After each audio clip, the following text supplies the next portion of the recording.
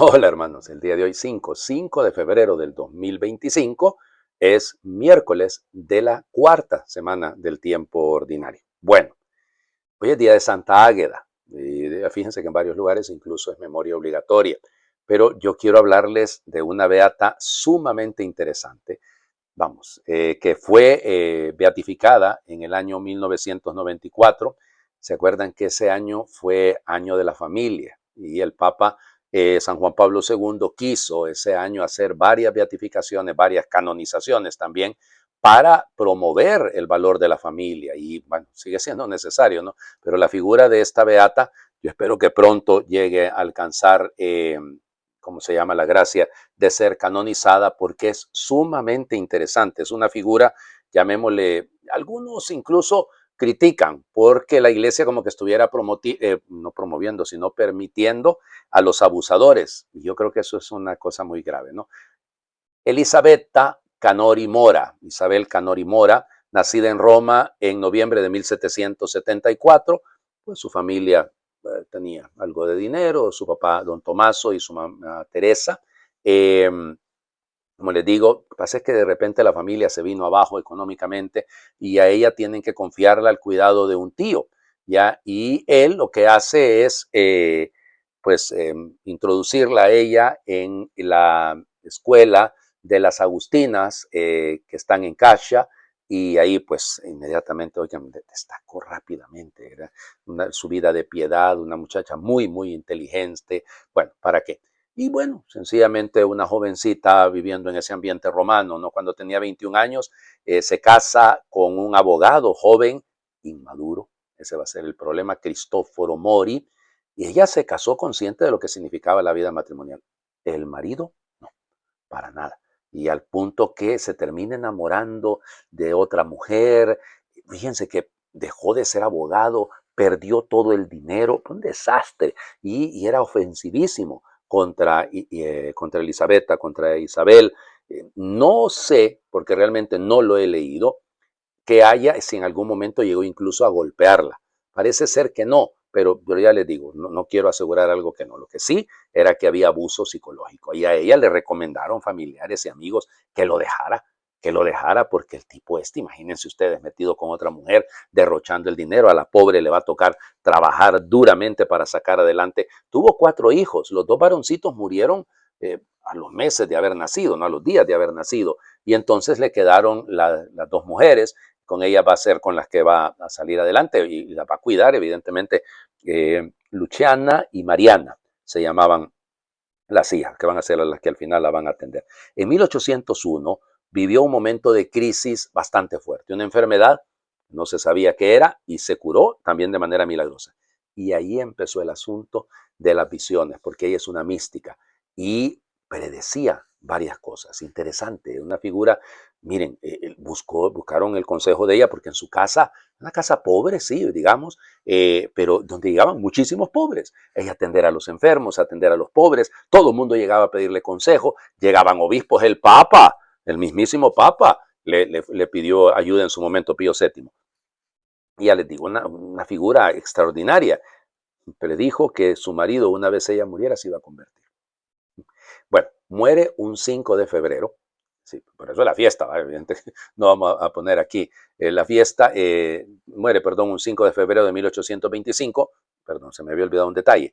En 1807 ella ingresa como terciaria trinitaria y entonces por eso está considerada lógicamente de la congregación trinitaria. Ellos son los que andan promoviendo la causa ahora de canonización. Ojalá lo logren. Yo por siempre les pongo los beatos y las beatas para que ustedes también oren y pidan esa intercesión. Dios quiera que alguno de ustedes alcance, o nosotros, digo, también me incluyo, alcancemos una gracia especial, ¿no? Como les digo, muere con ese olor a santidad la época que vivió, ¿no? Es la época del Imperio Napoleónico, ¿no? Y vivir la restauración y todo aquello fue complicadísimo. Pero ya les digo, muere con ese sentido, ¿no? Y la gente inmediatamente la consideraba una santa. Como les digo, fue beatificada en 1994 por el Papa San Juan Pablo II, era el Año Mundial de la Familia. Fueron beatificados varios esa época, ¿no? Santa Gianna Beretta, por ejemplo, otra madre muy, muy interesante. Bueno, igual. ¿Qué más quiero decirles con respecto a esto? Pues bueno, les decía lo de la predicción de la conversión del marido. Se convirtió el marido, se hizo terciario, trinitario y después se hizo sacerdote franciscano. Una vez había muerto su esposa. Para que vean ustedes, las conversiones existen. Vamos, Hebreos, capítulo 12, versículos del 4 al 7 y luego del 11 al 15. Hermanos, todavía no han llegado ustedes a derramar su sangre en la lucha contra el pecado y ya se han olvidado de la exhortación que Dios les dirigió como a hijos, diciendo, hijo mío, no desprecies la corrección del Señor, ni te desanimes cuando te reprenda, porque el Señor corrige a los que ama y da azotes a sus hijos predilectos. Soporten pues la corrección, porque Dios los trata como a hijos. ¿Y qué padre hay que no corrija a sus hijos? Es cierto que de momento ninguna corrección nos causa alegría, sino más bien tristeza, pero después produce en los que la recibieron frutos de paz y de santidad.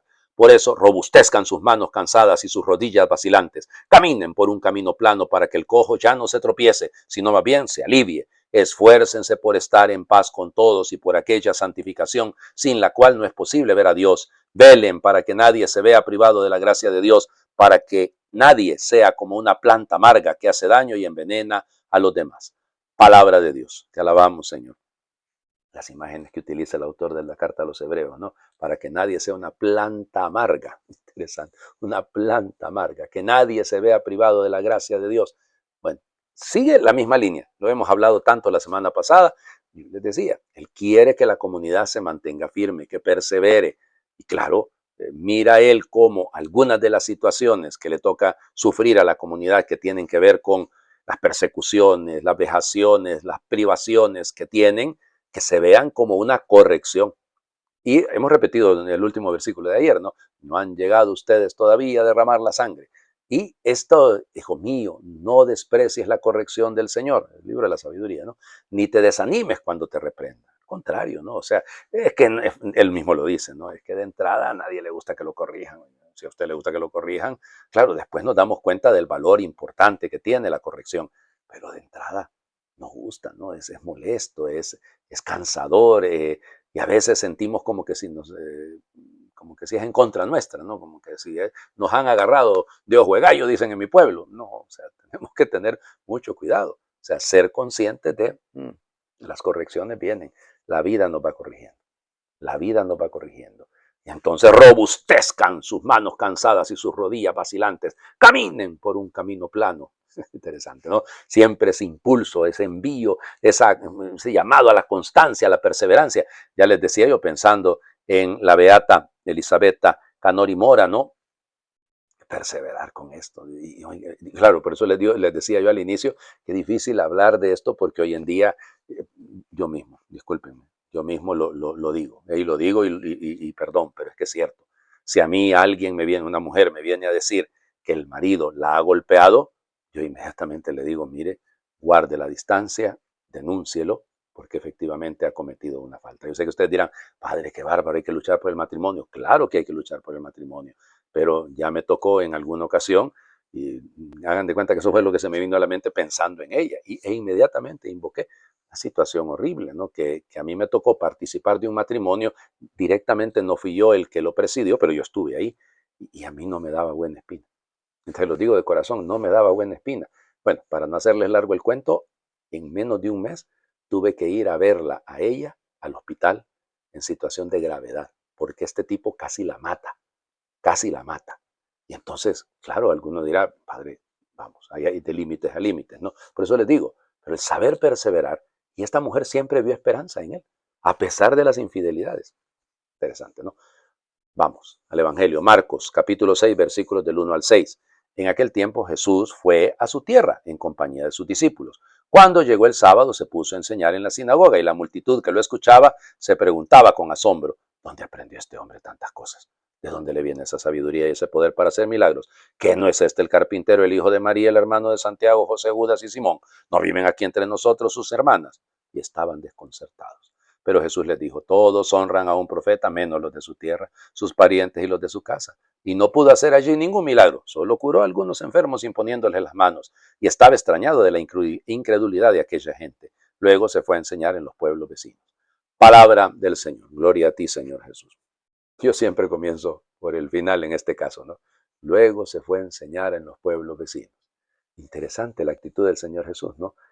A pesar del rechazo, que debería de frustrarlo, porque qué feo que en su propia casa, se lo digo porque esta es mi parroquia de origen, yo soy de aquí, esta es mi parroquia, donde yo estoy, donde yo soy párroco, resulta ser que aquí crecí. Y entonces, claro, de cuenta, celebro una Eucaristía, celebro una misa, está mi madre, están mis hermanos, es decir, hay gente conocida, gente mayor que de repente va a decir, ¿y este muchacho de dónde sale si no era este el que andaba jugando aquí en la calle? Y sí, pues sí, y es verdad. Y es complicado, ¿no? Y miren las 4 preguntas que se hace la gente de Nazaret, duras, ¿no? ¿Dónde aprendió este? ¿De dónde le sale a este? ¿De dónde le viene esa sabiduría y esos milagros? Y no es este el carpintero. Y no están aquí sus parientes. ¿Dónde está aquí? No están entre nosotros sus hermanas. Piénsenlo, cómo va. Esto viene del más, donde aprende, de dónde le viene la sabiduría. No es el carpintero, no están aquí en medio de nosotros. Es una crítica a la familia en el fondo, ¿no? Qué pobreza, ¿no? Pero ahí es cierto, tenemos que admitir que hay esa lucha. Y esa lucha tenemos que superarla. Igual que el Señor Jesús. ¿Qué hacemos cuando encontramos oposición en nuestra propia familia, en nuestra propia comunidad? Pues seguir predicando. Es lo que hace el Señor Jesús, ¿no? Él no se cansa, Él no se va a cruzar de brazos como estoy yo, sino que Él sencillamente, vamos, a seguir adelante. Le dolía la incredulidad de la gente, claro, como no le va a doler, pero no se trata de quedarse centrado sobre eso, se trata de ir más lejos, ¿no? Y por eso a mí me llama siempre eso de la atención, ¿no? No hizo ahí muchos milagros, solo curó a algunos enfermos. Y entonces curar a un enfermo no es un milagro. Claro que lo es, pero aquí lo que está dando a entender es el milagro entendido más bien como signo, como señal, porque no les dice nada a estos. Estos con su corazón tan duro, incapaces de alegrarse más bien que un paisano esté llevando adelante, que es el Mesías, el paisano. Oiga, no es cualquier cosa. Les invito a hacer oración. Envíanos, Espíritu poderoso, el rocío de tu suavidad. Concédenos la plenitud del amor. Labra el campo de nuestro corazón de carne endurecido para que reciba y haga fructificar la palabra. Tu aliento en nosotros hace brotar la bondad, la sabiduría, la fe y la compasión. Tú eres quien consagra a los apóstoles, inspiras a los profetas, instruyes a las mujeres y hombres sabios, haces hablar a los mudos y abres los oídos cerrados cuando estamos sordos. Concédenos la gracia de hablar con certeza, del amor que crea y sostiene nuestra vida, del camino del servicio que conduce a la alegría y de mostrar con nuestra vida ese sendero a otras personas. A la hora de intentar comunicar tu palabra, que tu sabiduría nos acompañe para que sepamos decir lo que es útil y oportuno. A ti gloria, con el Padre de bondad, con el Hijo, hermano nuestro, ahora y por los siglos de los siglos. Amén.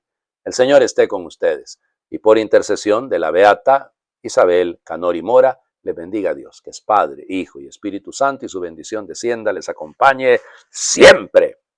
Muy feliz miércoles para todos.